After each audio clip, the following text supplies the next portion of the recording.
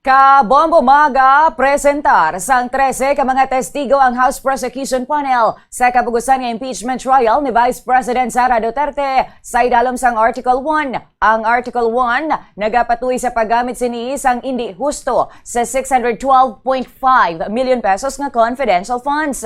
Ini ang ginkompirmar mismo ni House Prosecutor Representative Joel Chua. Suno kay Chua, may posibilidad nga hindi man nila mapresentar ang tanan nga mga testigo kung husto na ang mahatag nga impormasyon sang pila sa mga ini nga makabulig man sa pagpadasig o kung pagpalipot sang ilang nga presentasyon.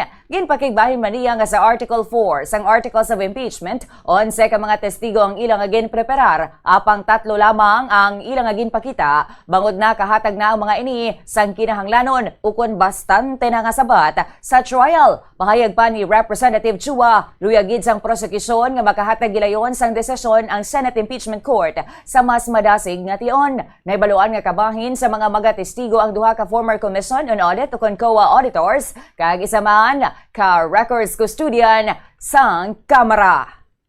Kagaya nga po ng sinabi ko, dun sa threat, nakalista rin sa amin si Zulaika Lopez. Pero nung nakita namin, dun sa NBI pa lang, swak sa banga na.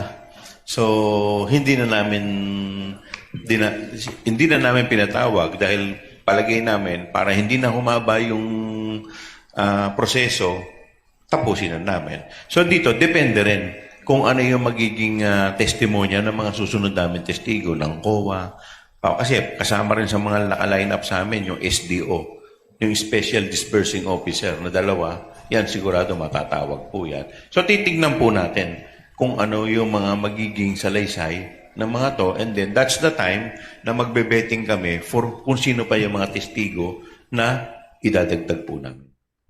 Si Manila Representative kag House Prosecutor Joel Chua.